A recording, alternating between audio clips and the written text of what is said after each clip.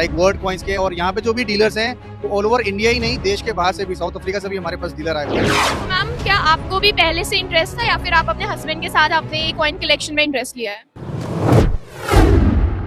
मैं अन्नपूर्णा, अवध एक्सप्रेस भारत में आप सभी का स्वागत करती हूँ। तो आज मैं ले चल रही हूँ आपको लखनऊ की एक कॉइन एग्जीबिशन में, या फिर यूं कहूँ कि एक करेंसी एग्जीबिशन में, जहाँ पे ना सिर्फ भारत बल्कि बाहर की यानी कि देश विदेश की करेंसीज आती हैं। लोग यहाँ आते हैं, उन्हें खरीदते हैं, उन्हें बेचते हैं। तो हम आपको ले चलेंगे और देखेंगे कि इन करेंसीज की वैल्यू किस चीज़ पे बेस्ड होती है, क्या ऐसी चीज़ें हैं जो इन करेंसीज को खास बनाती हैं। आपको मैं ये बता दूं कि ये जो करेंसी एग्जीबिशन है वो रेगनेंट में है और ये कल तक रहेगा, यानी कि 29, 30 और 1 अक्टूबर तक ये मेला रहेगा। तो आप भी आइएगा और जानिएगा। तो चलिए मैं आपको ले चलती हूँ और दिखाती हूँ कि इस करेंसी मेले में क्या है खास और यहाँ पे कितने लोगों की भीड़ है और कैसे वो गीक्स हैं, कैसे वो लोग हैं जिन्हें इतना इंटरेस्ट आता है करेंसी। सर, आप मुझे ये बताइए कि ये जो एग्जीबिशन है ये कब से हो रहा है यहाँ पे? This is the 4th year of Awadh numismatic society का जो एक्सपो चल रहा है। ये चौथी बार लग रहा है, चौथे साल लग रहा है। And it starts from 29th of September, 30 सितंबर जो कि आज है, और कल 1 अक्टूबर तक ही रहेगा। 3 दिन का शो है। ये 3 दिन का शो है। और मुझे बताइए कि यहाँ पे जो करेंसीज आती हैं वो लगभग कितनी पुरानी होती हैं?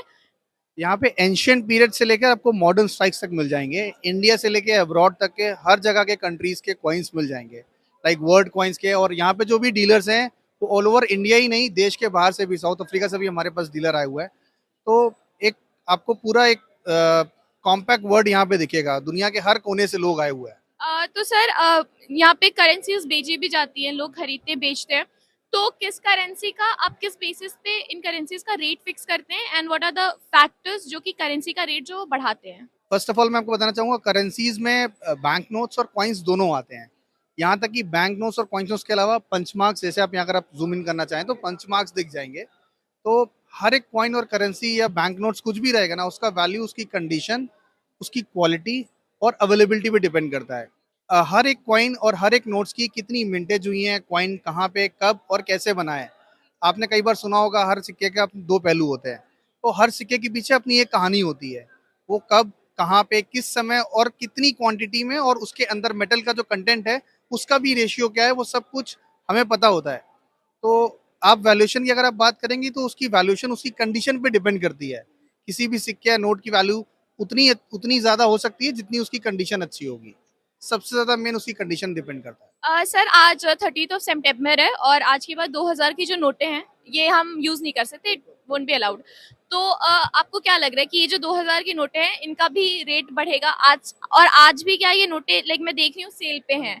तो लाइक व्हाट इज इनका प्राइस क्या है वो भी मुझे मैं आपको बताइए। जैसे दिखाना चाहूंगा, जैसे नोट भारत सरकार ने तो जरूर से बंद कर दिए है, जी जी। पर ये कलेक्टर्स के लिए कभी बंद नहीं होने वाले, बिकॉज कलेक्टर्स के लिए हमेशा नोट कलेक्ट करना एक हॉबी होता है। तो आप जैसे देखेंगे 0001 सीरियल नंबर रहेगा और 786 सीरियल नंबर रहेगा। ऐसे ही सॉलिड नंबर्स आते हैं। या मिसप्रिंट भी मैं आपको दिखाना चाहूँ तो कुछ एक्स्ट्रा पेपर या मिसप्रिंट जो आरबीआई के रहते हैं, ये 2000 रुपए के नोट में जैसे आप देखेंगे कि ये टेक्निकल फॉल्ट रहा है, और इस फॉल्ट को रोकने के लिए मैनुअल टेक्निकल दोनों ही रहते हैं मिंट के अंदर। उसके बाद भी अगर ये एरर आता है, so it's quite expensive right now, because ये नोट बहुत ही शॉर्ट टाइम के लिए आए और बहुत जल्दी ही बंद हो गए, और इनकी मिंटेज 2017 फरवरी के आसपास नहीं हुई, तब से बंद है ये। तो बंद ये सरकार तो कर देगी, चलन में तो नहीं रहेंगे, पर ये फॉर श्योर न्यूमिस्मेटिक सोसाइटी के लिए, कलेक्टर्स के लिए, जो कीन कलेक्टर्स है उनके लिए जिंदगी भर चलते रहेंगे। सर, एक बात बताइए, डिमोनेटाइजेशन जो है, सो डिमोनेटाइजेशन का क्या असर पड़ा है नोटों पे और ऐसे एग्जीबिशंस पे, कि रेट बढ़े हैं, कम हुए हैं, करेंसीज की वैल्यू और बढ़ गई है इसकी वजह से? देखिए, मैं आपको सबसे पहले बताना चाहूंगा, जो ये हॉबी है ना, ये हॉबी करंट करेंसी से लेकर के जो बंद हो चुकी हैं वो सबका है। तो जाहिर सी बात है, जो भी करेंसी बंद हो जाएगी उसके ऊपर असर तो पड़ेगा ही पड़ेगा। बट असर सिर्फ उन्हीं चीजों पे पड़ता है जो कलेक्टेबल हों। जो कलेक्टेबल नहीं है उनका इस कलेक्शन की हॉबी से कोई वास्ता नहीं है। ये जो पंच कॉइन्स आप दिखा रहे हैं, अच्छा अब मुझे बताइए कि ये पंच कॉइन्स की क्या वैल्यू और ये पहले किस काम आते थे? ये 300 बीसीस के आसपास छपराज कॉइन है। छपराज उस टाइम पे चलते रही है, और इसमें सिल्वर कंटेंट होता है। तो वैल्यू इसकी, आप मेल्ट वैल्यू अगर आप बात करेंगे सिल्वर का, तो कुछ अराउंड 65-75 रुपीज रहेगा। बट एज अ हॉबी, क्योंकि कंडीशन इनका बहुत कॉमन और नॉर्मल है, it will cost you around 100 और 150 रुपीज। हर चीज महंगी हो ऐसा जरूरी नहीं है। Everything is depend upon the condition and availability, जैसे मैंने आपको पहले ही बताया। तो ये आज से 300 बीसी यानी कि सैकड़ों साल पुराने हैं, पर valuation is like negligible. Yes.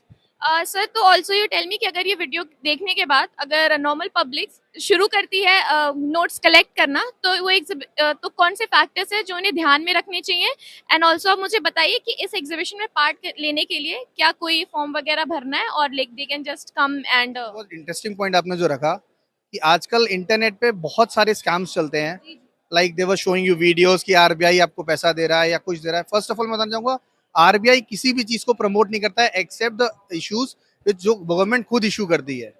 और कोई भी स्कैम में आप कभी भी बिल्कुल नहीं फंसे। कोई भी फीस, एंट्री फीस अगर आपसे मांगता है तो उसको बिल्कुल भी मना कर दें।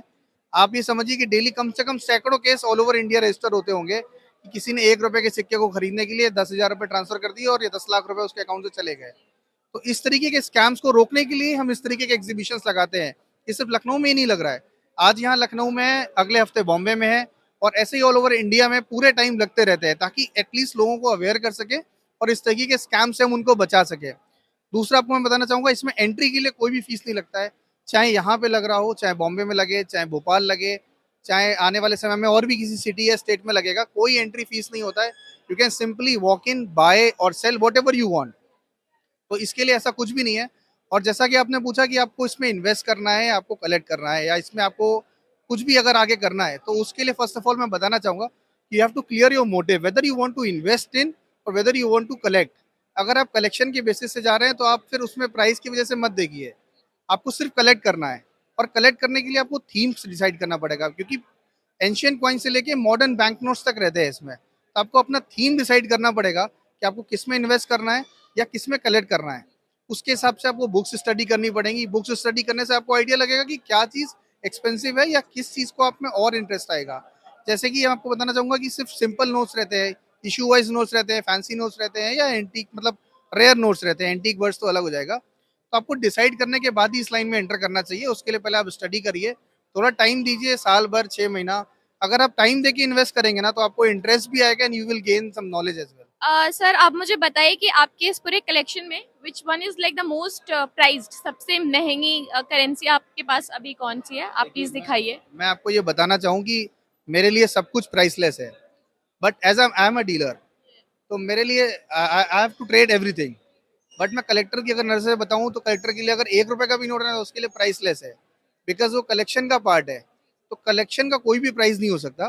पर मैं आपको एक चीज दिखाना चाहूंगा कि जो 1 रुपए के नोट की शुरुआत है इंडिया के अंदर जो हुई है वो इससे हुई है। 1917 का 1 रुपए का नोट, ये सबसे पहला भारत का 1 रुपए का नोट है। और आज के अगर आप मॉडर्न नोट की बात करेंगे तो उसका साइज आप देखेंगे कैसे 1 रुपए का वैल्यू घटता चला गया और 1 रुपए का वैल्यू इतना सा रह गया। ये मॉडर्न स्ट्राइक और ये प्रीवियस पहला नोट 1 रुपए का, तो ये डिफरेंस ये दिखाता है कि वैल्यू फॉर मनी कितना रह गया है अभी। यहाँ से मैं आपको ये बताना चाहूंगा कि खाली प्राइस कैसे बढ़ रहा है और इन्फ्लेशन कैसे घट रहा है, ये आपको इस नोटों से दिख जाएगा।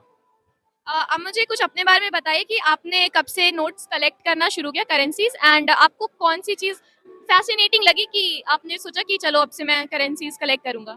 मेरा 14 साल का एक्सपीरियंस है इस ट्रेड में और इस हॉबी में आप कह सकते हैं।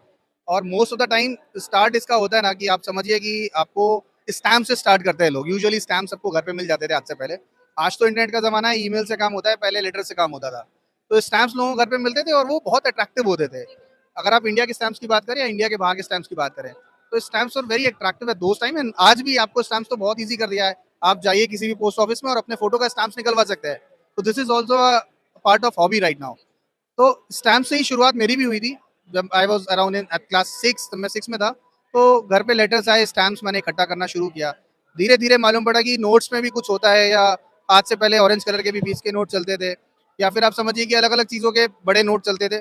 तो हॉबी वहाँ से ही स्टार्ट हुआ and I am came into this business in 2010 where I started trading in this trade. तो आप मुझे बताइए कि आपको मजा आ रहा है, like do you enjoy this whole process? I'm a professionally like doing this right now, and I'm an MBA graduate, MBA finance. So I started working in 2010. I study chartered accountant as well. I completed my graduation, masters, everything I did. मैं इसको part time पे रखता था और education को full time पे रखता था। बट उसके बाद I started job in ICICI as well. So but the trade, मेरे को ये ट्रेड से ऐसा प्यार था कि किसी और चीज में दिल नहीं लगा। Thank you very much. तो आप यहाँ पे कॉइन्स का एग्जीबिशन कर रहे हो, आप लाइक आर यू इंटरेस्टेड, आपका इंटरेस्ट है इसमें? जी हाँ। और कब से इंटरेस्ट है आपका इस फील्ड में, कब से आपने कलेक्ट करना शुरू किया या फिर आपने किसी को कलेक्ट करते हुए देखा है कॉइन्स? मेरे पापा तो मतलब बहुत पहले से इसी का काम करते थे, तो लास्ट ईयर से हम लोग यहाँ पे एग्जीबिशन में आना चालू किए थे। लास्ट ईयर से अभी हमारा थोड़ा इंटरेस्ट आया है इन सब चीजों में, तो अभी हम सेलिंग करते हैं और थोड़ा खरीदने में। हम लोग मतलब जैसे इतना कॉइन्स का तो हम लोग सेलिंग ही करते हैं, पर हम लोग जो फॉरेन कंट्रीज के जो नोट्स होते हैं उन सब का हम लोग ज्यादा इंटरेस्ट। तो मैम क्या आपको भी पहले से इंटरेस्ट था या फिर आप अपने हस्बैंड के साथ अपने कॉइन कलेक्शन में इंटरेस्ट लिया है? नो मेरा पहले तो ऐसा कोई इंटरेस्ट नहीं था, लेकिन अपने हस्बैंड को देखते देखते ऐसे हमारा भी घर में एक तो ये हॉबी से ये प्रोफेशन हो गया, उसके बाद अब सबका इंटरेस्ट भी डेवलप हो गया है। तो आप इंजॉय करते हैं कॉइन कलेक्शन एंड ऐसे एग्जीबिशंस? या वी आर एंजॉइंग। और अगर आपकी कोई बहुत ही फेवरेट कॉइन हो इस कलेक्शन में से जो कि आप दिखाना चाहती हैं? We generally like Victoria. Do you have one Victoria one? तो ये विक्टोरिया कॉइन है, तो इसकी कुछ स्पेशलिटी है जो आप बताएंगी प्लीज? ये 1362 का कॉइन है, और ऐसे कि ये इसमें विक्टोरिया में ही हम काफी रेयरिटी हमें देखने को मिलती है। तो दोस्तों ये था आज का एक कॉइन कलेक्शन एग्जीबिशन, और आपने यहाँ जाना कि आप कैसे कॉइन कलेक्ट कर सकते हैं, क्या क्या चीजें हैं जो आपको ध्यान में रखनी चाहिए कॉइन कलेक्ट करते वक्त, और ऑल्सो कि कैसे स्कैम्स होते हैं कॉइन कलेक्शंस के नाम पे और इसे बेचने के नाम पे। तो ऐसे ही और रोचक जानकारियों के लिए बने रहिए अवध एक्सप्रेस भारत के साथ। कैमरामैन रवि के साथ मैं अनुपूर्णा, अवध एक्सप्रेस भारत।